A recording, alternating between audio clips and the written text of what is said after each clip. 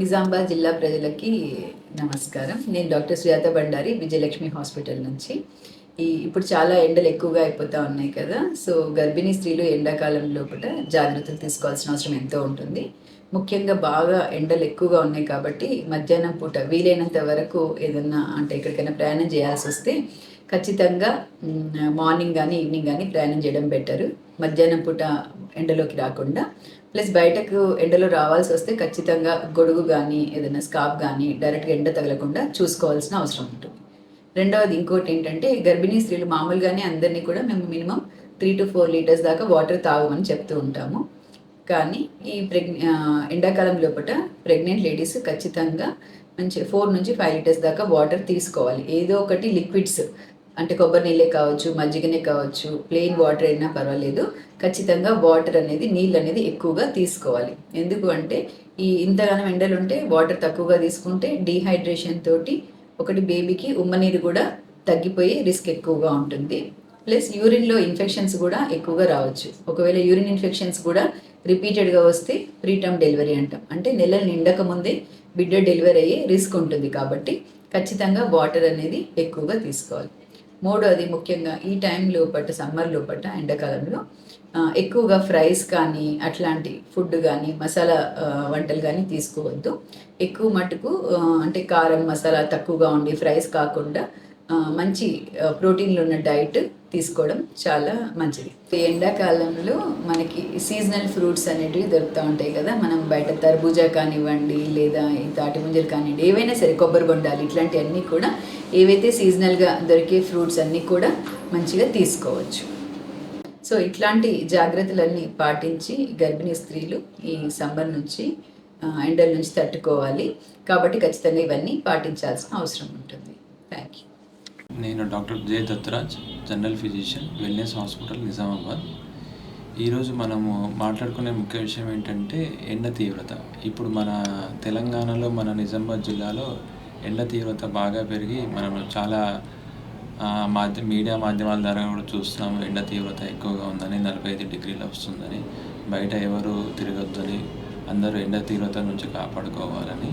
So మనం ఏంటంటే దాన్ని ఎలా కాపాడుకోవాలి, ఏం చేయాలనేది మాట్లాడుకుందాం. సో మనం ఏంటంటే ఇప్పుడు ఎండ తీవ్రత ఏంటంటే మామూలుగా ఎవరికైనా సరే మనం బయట ఎండలో తిరుగుతున్నప్పుడు చాలామందికి చెమటలు రావచ్చు, కొంతమందికి రాకపోవచ్చు.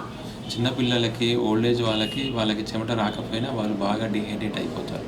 మన యంగ్ ఏజ్లో ఉన్న వాళ్ళకైతే చెమట ఎక్కువగా వచ్చి డీహైడ్రేట్ అవుతుంటారు. సో వీళ్ళకి డీహైడ్రేట్ అవ్వకుండా మనం ఎప్పుడైనా బేసిక్గా బయటకు వెళ్తున్నామంటే ఎండ నుంచి కాపాడుకోవడానికి ఫస్ట్ మనము మన మొహాన్ని, మన శరీరాన్ని కాపాడుకోవాలి. సో దానికి మనము వైట్ క్లాత్స్ లాంటివి కవర్ చేసుకొని కప్పుకోవాలి. తర్వాత మన వెంబట కంపల్సరీ శీతల పానీయాలు కంపల్సరీ క్యారీ చేయాలి. అది ఎలా అంటే అందులో మొదటిగా మనము ఓఆర్ఎస్ అనేది మన వెంబట క్యారీ చేయడం చాలా ఇంపార్టెంట్. ఓఆర్ఎస్ తాగడం వల్ల మన బాడీలో ఈ సాల్ట్కి సంబంధించిన సోడియము, పొటాషియం ఇవన్నీ తగ్గకుండా మన బాడీలో కాపాడుతుంది. ఎవరికైనా సరే మొదటిగా ఎండ తీవ్రత తగులుతుందంటే దాని నుంచి కాపాడుకోవాల్సిన మొదటి అవకాశం ఏంటి అంటే ఓఆర్ఎస్ తాగడం. సో మనకు ఎండ తీవ్రత మనకు అనిపించకపోయినా ఓఆర్ఎస్ తాగడంలో వచ్చే ఇబ్బంది ఏమీ లేదు. ఓఆర్ఎస్ కంపల్సరీగా తీసుకోవాలి. అలాగే మనం ఎండలో ఎక్కడికైనా ఇప్పుడు ఫంక్షన్స్ సీజన్ ఎక్కడికైనా వెళ్ళాల్సి వస్తుంది సార్ అంటారు. వచ్చి సార్ ఫంక్షన్కి వెళ్ళకపోతే ఎలా సార్ అంటారు. ఇలాంటప్పుడు కూడా కంపల్సరీ ఎండ నుంచి మనము ప్రొటెక్షన్ చేసుకుంటూ, గ్లౌస్ వేసుకుంటూ, సన్ గ్లాసెస్ పెట్టుకుంటూ, హెడ్ క్యాప్స్ పెట్టుకుంటూ అలా ప్రొటెక్షన్ చేసుకుంటూ వెళ్తూ మన వెంబటి కూల్ డ్రింక్స్ క్యారీ చేసుకుంటూ, తర్వాత నార్మల్ వాటర్ అయినా సరే క్యారీ చేసుకుంటూ వెళ్ళాలి.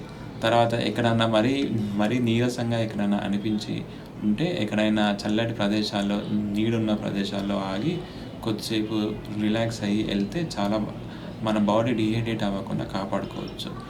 సో దీని నుంచి ఒకవేళ మనకి సార్ మేము కంపల్సరీ పరిస్థితుల్లో వెళ్ళాల్సి వచ్చింది, డీహైడ్రేషను అయ్యింది, సో మనం ఏం చేయాలి సార్ అనుకున్నప్పుడు మనకి డీహైడ్రేట్ అవ్వకుండా కూడా మనము దోసకాయలు ఎక్కువ కీర దోసకాయలు అంటాం. అవి ఎక్కువ దాంట్లో వాటర్ కంటెంట్ అనేది ఎక్కువగా ఉంటుంది.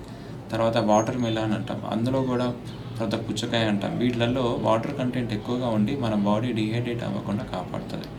తర్వాత మనకి ఎప్పుడైనా రెస్టింగ్ పొజిషన్కి రాగానే మనము ఓఆర్ఎస్ తీసుకొని ఈ ఫ్రూట్ జ్యూసెస్ తీసుకుంటూ, ఈ ఫ్రూట్ జ్యూసెస్లో కూడా చాలామంది ఏం చేస్తుంటారంటే దాంట్లో షుగర్ కలిపిన జ్యూసెస్ తాగుతుంటారు.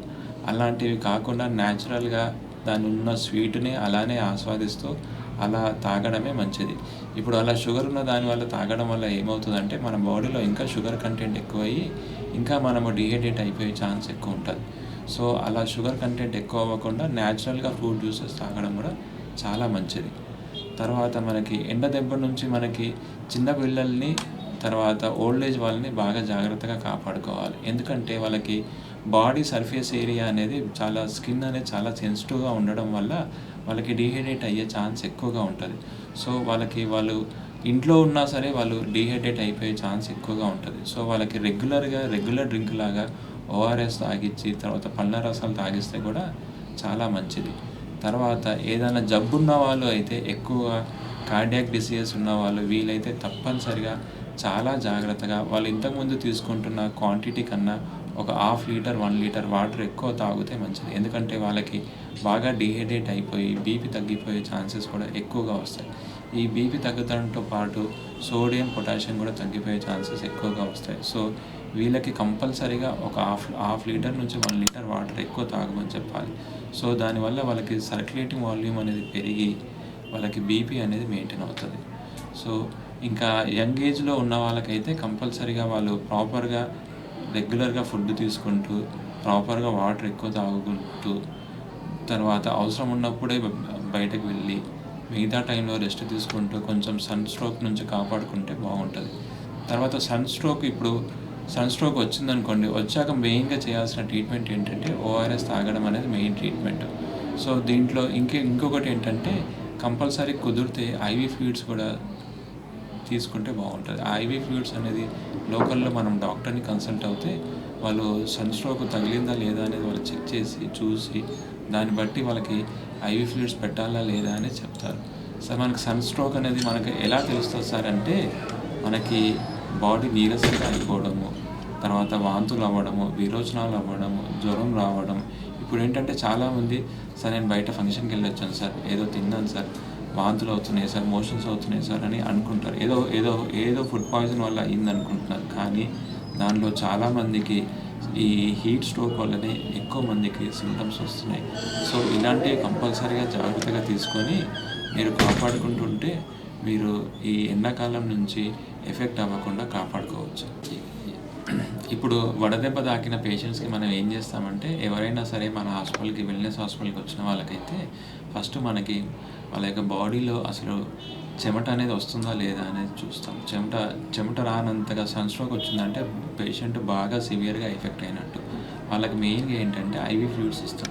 ఐవీ ఫ్లూయిడ్స్ ఇచ్చాక తర్వాత వాళ్ళ బాడీలో ఎలక్ట్రోలైట్స్ అనేవి నార్మల్గా ఉన్నాయా లేదా అని చెక్ చేసుకుంటాం. ఎలక్ట్రోలైట్స్ నార్మల్గా ఉంటే ఫ్లూయిడ్స్ ఇచ్చుకుంటే సరిపోద్ది. తర్వాత పేషెంట్కి కొంచెం బెటర్ అయ్యాక పేషెంట్కి కొంచెం ఓరల్గా కూడా ఫ్లూయిడ్స్ ఎంకరేజ్ చేస్తూ ఓరల్గా నెమ్మదిగా ద్రవ పదార్థాలు తర్వాత సాలిడ్ ఫుడ్ ఎంకరేజ్ చేసి పేషెంట్ని మెల్లిమెల్లిగా రికవరీ అయ్యేటట్టు చూస్తాం. ఇది ఎవరికైనా సరే వేడి వల్ల వేడి దెబ్బ తాకిన ఏ పేషెంట్కైనా ఇచ్చే బేసిక్ ట్రీట్మెంట్. తర్వాత పేషెంట్ కండిషన్ని బట్టి పేషెంట్కి ఇంకేదైనా ఆర్గాన్స్ ఎఫెక్ట్ అయ్యాయా లేదా అనే దాన్ని బట్టి ఫర్దర్గా ఇంకేదైనా ఇవ్వాలా లేదా అనేది చూస్తాం. కానీ ఎవరికైనా ఫస్ట్ బేసిక్గా ఎండ దెబ్బ తాకిందంటే ఫస్ట్ మీరు ఇంట్లో ఉండి చేసుకోవాల్సిన వైద్యం ఏంటంటే ఫస్ట్ ఓఆర్ఎస్ తాగడం. ఓఆర్ఎస్తో పాటు వాటర్ ఎక్కువ తీసుకుంటూ పండ్ల రసాలు ఎక్కువగా తాగాలి. తర్వాత ఏదైనా అనిపించి ఏదైనా జ్వరం రావడం, వాంతులు విరోచనాలు అవుతే మాత్రం కంపల్సరీగా హాస్పిటల్కి వచ్చి ఐవీ ఫ్లూయిడ్స్ పెట్టుకొని తర్వాత మా ఎలక్ట్రోలైట్స్ ఎలా ఉన్నాయో చెక్ చేసుకొని దానికి తగ్గట్టుగా ట్రీట్మెంట్ చేయించుకుంటే చాలా బాగుంటుంది. తర్వాత మనం ఎండ వేడి నుంచి కూడా కాపాడుకున్నట్టు అవుతుంది. Thank you.